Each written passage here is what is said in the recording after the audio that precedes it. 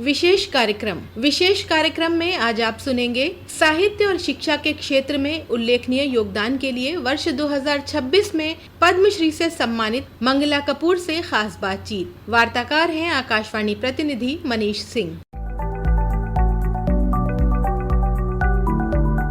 नमस्कार, मैं मनीष सिंह। हमारे सामने हैं मंगला कपूर, जिनको पद्मश्री सम्मान से नवाजा गया है। आइए जानते हैं इनकी जिंदगी के बारे में कुछ अनछुए पहलू। सबसे पहले आप ये बताइए कि आपका बचपन कैसा रहा और कैसा बीता ये बचपन, खासकर एसिड अटैक। बचपन क्या होता है मैं जानती नहीं, क्योंकि 12 वर्ष की अवस्था थी तब मुझ पे एसिड अटैक किया गया। तो उसके बाद का जो जीवन है सारा हॉस्पिटल में ही बीता। तो बचपन नाम की जो चीज होती, जो खेलते कूदते बिताते हैं लोग, वैसा कुछ तो मेरे साथ गुजरा नहीं बहुत दिन तक। फिर लगातार हॉस्पिटल में थी, ऑपरेशन होते गए शरीर के जगह जगह के। यहाँ भी हुए, कुछ पटना में हुए, तो कुल 36-37 ऑपरेशन मेरे हुए हैं शरीर के। किस तरीके से एसिड अटैक के बाद आपकी जिंदगी बदल?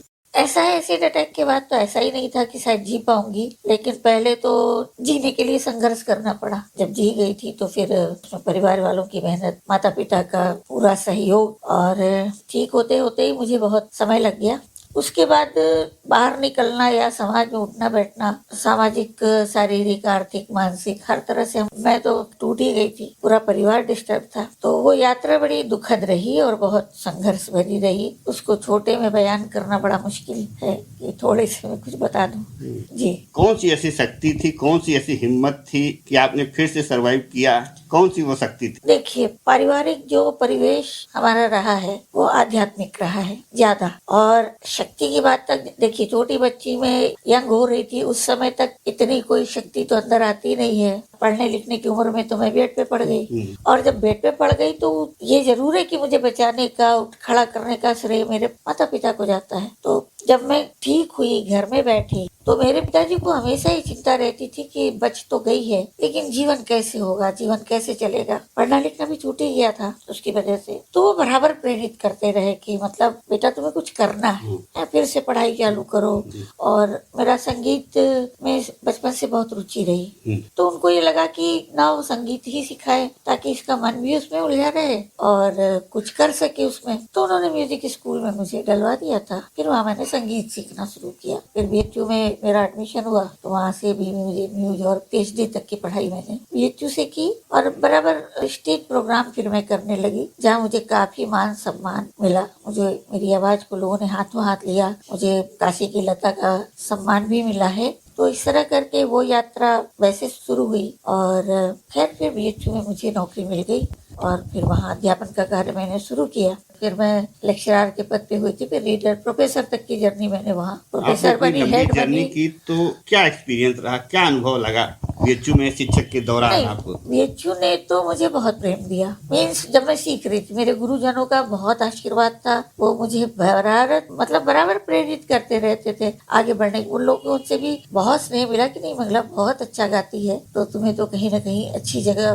पहुंच ही जाओगी। तो वाकई आवाज अच्छी थी, जिसकी वजह से मैं आगे बढ़ती चली गई। क्या है ये सीरत, इसमें कौन से आपके जीवन के पहलू आए हैं? जो मैं आपको बता रही हूँ कि बचपन से जो कहानी मेरी शुरू हुई, उन संघर्षों को मैंने सीरत के अंतर्गत लिखा है, ताकि और लोगों को भी प्रेरणा मिले, जो थोड़ी सी नाकामयाबी से, संघर्ष करने से चुराते हैं, जी आत्महत्या कर लेते हैं, नहीं करना चाहते हैं। तो उन लोगों को एक प्रेरणा मिले कि मैंने भी इस तरह, आप सोचिए मैं गलियों में रहती थी, लेकिन ये लगन थी, माँ बाप की प्रेरणा थी, नहीं तुम्हें कुछ करना है, किसी लक्ष्य पे पहुंचना है। तो वहाँ से पैदल तक आती थी मैं, क्योंकि मैं बता रही हूँ आर्थिक, शारीरिक, मानसिक और सामाजिक हर तरह की यातनाएं सहनी पड़ी उस बीच। तो सीरत मैंने इसीलिए लिखी। तो फिर बॉम्बे तक जब उसकी वो पहुंची, तो फिर वहाँ से डायरेक्टर आए थे, मेरे ऊपर डॉक्यूमेंट्री बनी। उसके बाद फिर पूरी फिल्म जो है मराठी में बॉम्बे में बनी और महाराष्ट्र में वो पूरे प्रदर्शित भी की गई। और अब वही फिल्म हिंदी रूपांतर उसका हो रहा है। आपको पद्मश्री सम्मान से नवाजा गया, क्या खास मायने हैं इस सम्मान के आपकी जिंदगी में? तो मेरे लिए बहुत मायने रखता है, बहुत मायने की। मतलब मतलब सोच नहीं सकती। उसके पहले भी मुझे देखिए स्टेट लेवल के भी अवार्ड मिले हैं, अच्छे अच्छे अवार्ड काफी मिले हैं। योगी जी ने रोल मॉडल का पुरस्कार दिया, मोदी जी भी मिले हैं, राज्यपाल ने भी दिया है। सबने मेरा काम देख करके, मेरी लगन और मेरी निष्ठा, और अभी तक रिटायर हो गई हूँ लेकिन मैंने कर्म नहीं छोड़ा है। मैं अभी भी फील्ड वर्क करती हूँ, दिव्यांगों के साथ जुड़ के काम करती हूँ और भी संस्थाओं से जुड़ी हूँ। बैठी नहीं हूँ, कुछ न कुछ करती रहती हूँ। और 6ठी पुस्तक का लेखन अभी आधे से ज्यादा हो चुका है और फिर वो भी जल्दी ही आ जाएगी।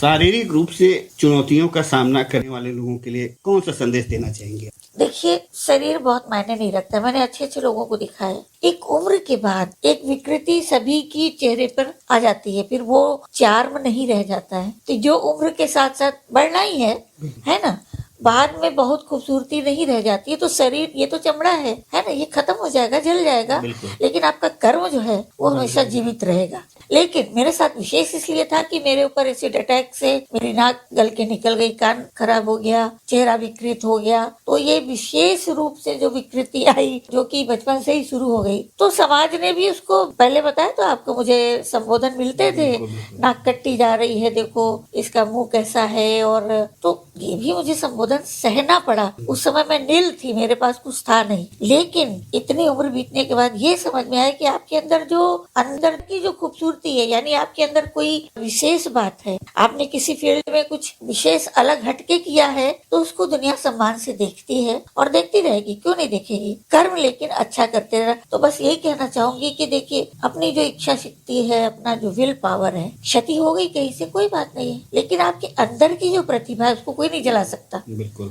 आपके अंदर भी कोई ना कोई प्रतिभा तो होगी किसी क्षेत्र में। अगर आप जिंदा हैं तो फिर से लड़िए समाज में एक अच्छा स्थान प्राप्त करने के लिए, क्योंकि ये लड़ाई है भैया। और आज इतने ज्यादा कंपटीशन है, और हमारे समय तो उतना विकल्प नहीं था। आज तो बहुत सारे विकल्प हैं। आप इस क्षेत्र में कंप्यूटर के चले जाइए तो संगीत में, म्यूजिक में भी इतने सारे, और परफॉर्मेंस आप देख रहे हैं, इतने रियलिटी शोज आते हैं। तो जिसमें जो भी प्रतिभा हो वो आगे बढ़ के उसको अपना संवारे, और वही एक रास्ता पकड़ के हिम्मत नहीं हारे, उस पर चलता रहे जब तक जीवित। हाँ, लोगों के लिए प्रेरणा बने, है ना। क्या बाकी रह गया आप जिंदगी में और कुछ करने के लिए, कला के क्षेत्र में, साहित्य के क्षेत्र में? कोई भी क्षेत्र हो, मुझे ये नहीं लगता। कर्म के लिए कोई उम्र नहीं होती है, और आदमी जब तक जीता है तब तक कर्म करते रहना चाहिए। और मेरा तो ये अनुभव भी है कि अगर आप शरीर को चलाते रह रहे हैं तो उम्र कोई मायने नहीं रखती है। अंतिम समय तक लड़ना चाहिए, कर्म करते रहना नहीं, और जो भी मुझसे अच्छे से अच्छा हो पाएगा वो करना चाहूंगी। अभी भी कर रही हूँ, आगे भी जब तक है जिंदगी, जब तक मैं सक्षम हूँ चलने फिरने में, मैं बिल्कुल करूंगी। ये तो अचीवमेंट्स, मैंने तो पद्मश्री मांगा नहीं था, ये मांगे नहीं थे, अपने आप आते गए, मिलते गए। तो ये होता क्या है, उससे एक जो करने का उत्साह है उसमें बढ़ोतरी हो जाती है कि नहीं, चलो मैंने कुछ ऐसा किया जिसकी वजह से आज समाज भी पूछ रहा है। जो समाज मुझे नाकारा समझता था, आज वो समाज भी मुझे पूछ रहा है, बुला के वो भी मुझे सम्मान देना चाहता है। तो आपका जो कर्म है वो आपको सब कुछ दिला सकता है। हाँ, इसलिए करते रहना चाहिए। से बात के लिए आपका बहुत बहुत आभार। धन्यवाद। विशेष कार्यक्रम में अभी आप सुन रहे थे साहित्य और शिक्षा के क्षेत्र में उल्लेखनीय योगदान के लिए वर्ष 2026 में पद्मश्री से सम्मानित मंगला कपूर से खास बातचीत। वार्ताकार थे आकाशवाणी प्रतिनिधि मनीष